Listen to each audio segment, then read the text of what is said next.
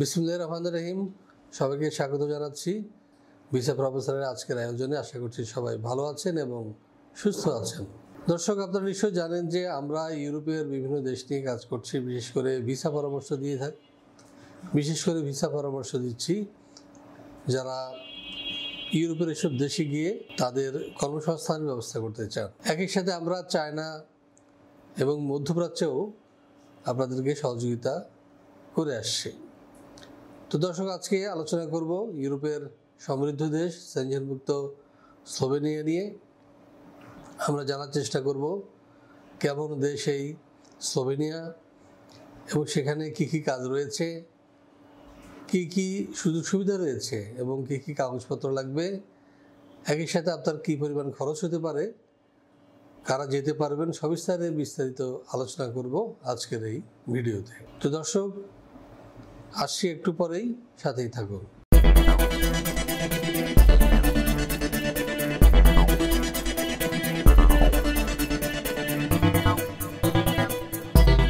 প্রিয় দর্শক, শুরুতেই বলেছি আমাদের আলোচ্য দেশ হচ্ছে স্লোভেনিয়া। আপনারা নিশ্চয় জানেন ইতিমধ্যে আমাদের এখানে প্রায় 10 জনের অধিক ব্যক্তি স্লোভেনিয়ার জন্য ফাইল জমা দিয়েছেন এবং আলহামদুলিল্লাহ তাদের কাজকর্ম বা যাদের যে প্রসেসিং সেটি চলমান রয়েছে এবং একটা সময় আশা করি তারা ভিসা লাভে সমর্থ হবেন এবং ফ্লাই করবেন স্লোভেনিয়ায়। এই প্রসঙ্গে আমি আর একটু যোগ করতে চাই, সেটা হচ্ছে যে যারা জার্মানি যেতে চান কিন্তু যাদের ল্যাঙ্গুয়েজ জানা নেই, তারা কিন্তু এই স্লোভেনিয়া হয়ে জার্মানি যে কাজ করার সুযোগ পাবেন। এ ধরনের একটা রাস্তা আমাদের খোলা রয়েছে। তো আমরা যখন জার্মানি নিয়ে ভিডিও দিব তখন এ বিষয়ে কথা বলবো। তো দর্শক, শুরুতেই চলুন আমরা দেখে আসি স্লোভেনিয়া নিয়ে একটি ভিডিও হাইলাইটস। কেমন দেশ এই স্লোভেনিয়া? মধ্য ইউরোপের দেশ স্লোভেনিয়ার প্রাতিষ্ঠানিক নাম দ্য রিপাবলিক অব স্লোভেনিয়া। এর পশ্চিমে রয়েছে ইতালি, উত্তরে অস্ট্রিয়া, উত্তর পূর্বে হাঙ্গেরি, দক্ষিণ পূর্বে ক্রোয়েশিয়া এবং দক্ষিণ পশ্চিমে আড্রিয়াটিক সাগর। স্লোভেনিয়া পাহাড় ও বন সমৃদ্ধ একটি দেশ। মোট আয়তন 20,771 বর্গ কিলোমিটার এবং জনসংখ্যা 2.1 মিলিয়ন। এর আগে এটি ছিল যুগোস্লাভিয়ার একটি অংশ। 1991 সালের 25 জুন সর্বপ্রথম কোনো রাষ্ট্র হিসেবে স্লোভেনিয়া যুগোস্লাভিয়ার জোট থেকে বের হয়ে আসে এবং নিজেদের স্বাধীন ও সার্বভৌম রাষ্ট্র হিসেবে ঘোষণা করে। তাদের বেশিরভাগ স্লোভেনিজ জাতিভুক্ত। স্লোভেনিয়ার আবহাওয়া প্রধানত উপমহাদেশীয়। লুবলিয়ানা দেশটির রাজধানী ও সর্ববৃহৎ শহর। 2002 সালে জরিপ মতে স্লোভেনিয়া মুসলমানের সংখ্যা 47,824, যা মোট জনসংখ্যার শতকরা 2.4 ভাগ। দর্শক, আমরা দেখে আসলাম কেমন দেশ এই স্লোভেনিয়া সম্পর্কে হাইলাইটস ভিডিও দেখলাম। এবার আমরা যেটি জানার চেষ্টা করব সেটি হচ্ছে যে এদেশে গেলে আমরা কি কি কাজ পেতে পারি। চলুন দেখে আসি আরও একটি প্রতিবেদন। ইউরোপের সেনজেনভুক্ত দেশসমূহে যেতে চাইলে অনেকের কাছে প্রথম পছন্দ স্লোভেনিয়া, কেননা এখনও এখানে খুব বেশি বাইরের মানুষ নেই। স্লোভেনিয়ার ইমিগ্রেশন পলিসি দীর্ঘমেয়াদে যারা দেশটিতে বসবাস করতে চান তাদের জন্য আদর্শ। স্লোভেনিয়ার ভিসার সাথেই পাওয়া যায় 2 বছরের টিআরসি। সেই সঙ্গে যদি এই 5 বছর ফুল টাইম কাজ করার অভিজ্ঞতা থাকে তাহলে তিনি পাবেন স্লোভেনিয়ার পার্মানেন্ট রেসিডেন্ট কার্ড। স্লোভেনিয়ার বর্তমানে কাজের সুযোগ রয়েছে কনস্ট্রাকশন, ফ্যাক্টরি, অ্যাগ্রোওয়েজ ফ্যাক্টরি প্রভৃতি। এখানে যে কোনো কাজের ন্যূনতম বেতন 1,20,000 থেকে 1,30,000। বেশিরভাগ কোম্পানি থাকার ব্যবস্থা দিচ্ছে একেবারে ফ্রি। কোনো কোম্পানি দিচ্ছে ফুড অ্যালাউন্স। এছাড়াও পাওয়া যাবে স্লোভেনিয়ার শ্রম আইন অনুযায়ী সুযোগ সুবিধা। হ্যাঁ দর্শক, আমরা দেখে আসলাম কি কি কাজ পেতে পারি স্লোভেনিয়া গেলে। এবার আমরা যেটি জানবো সেটি হচ্ছে যে সেখানে কারা যেতে পারবেন এবং তাদের ডকুমেন্টস বা কাগজপত্র কি লাগবে। চলুন দেখে আসি আরও একটি প্রতিবেদন। 18 থেকে 45 বছর বয়সী যে কোনো বাংলাদেশি নাগরিক যেতে পারবেন স্লোভেনিয়ায়, তবে তিনি হবেন অপরাধমুক্ত এবং সুস্বাস্থ্যের অধিকারী। স্লোভেনিয়ার ওয়ার্ক পারমিট ভিসা পেতে আপনার প্রয়োজন হবে ছবি, পাসপোর্ট, এনআইডি, জন্ম নিবন্ধন, শিক্ষাগত যোগ্যতা সনদ, কাজের অভিজ্ঞতা সনদ, সিভি অথবা বায়োডাটা। ইংরেজির পাশাপাশি যদি স্লোভাক ভাষা জানা থাকে তাহলে আপনার ভিসা ঠেকায় কে? হ্যাঁ দর্শক, আমরা জেনে আসলাম কারা যেতে পারবে স্লোভেনিয়ায়। 18 থেকে 45 বছরের যে কোনো ব্যক্তি, তিনি যদি কোনো একটি কাজে দক্ষ হয়ে থাকেন এবং তার এসএসসি কিংবা এইচএসসি অথবা 8ম শ্রেণী পাস মিনিমাম তিনি হয়ে থাকেন, তিনি যেতে পারবেন স্লোভেনিয়ায়।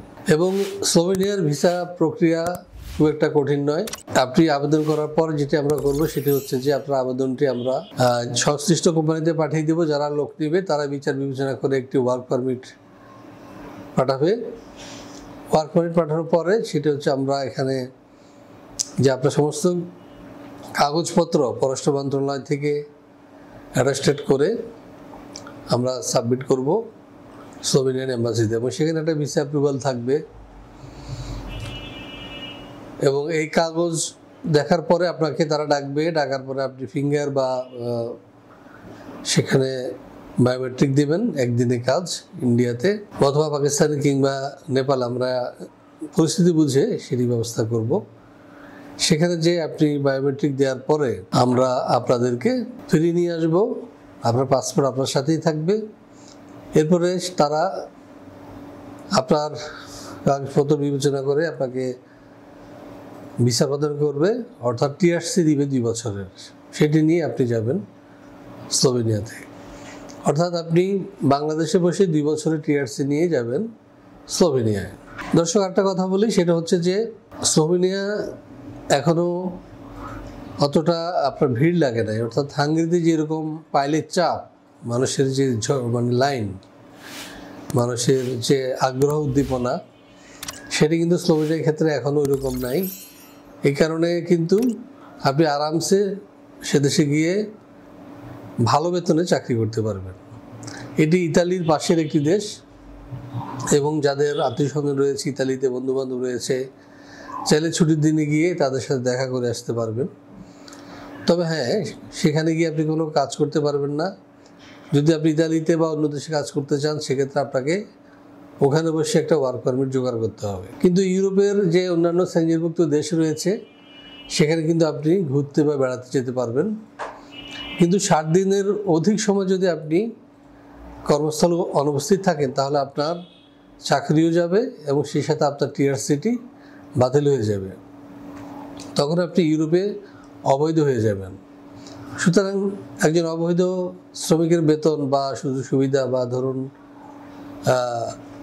অন্যান্য ফ্যাসিলিটিস যেমন হবে, আর একজন বৈধ শ্রমিকের বা বৈধ কর্মীর নিশ্চয়ই সুবিধা একরকম হবে না। আপনি পদে পদে বিপদে পড়তে পারেন, আপনাকে পুলিশ ধরতে পারে, অ্যারেস্ট করতে পারে, জেল জরিমানা হতে পারে। সুতরাং লিগ্যালি দেশের বাইরে যাবেন, সেটা স্লোভেনিয়া হোক আর যে দেশই হোক না কেন। তো দর্শক, স্লোভেনিয়া যেতে খরচ কত লাগে? স্লোভেনিয়া যেতে আমাদের এই কোম্পানির মাধ্যমে যদি আপনারা যেতে চান তাহলে আপনার খরচ করতে হবে 12.5 লক্ষ টাকা।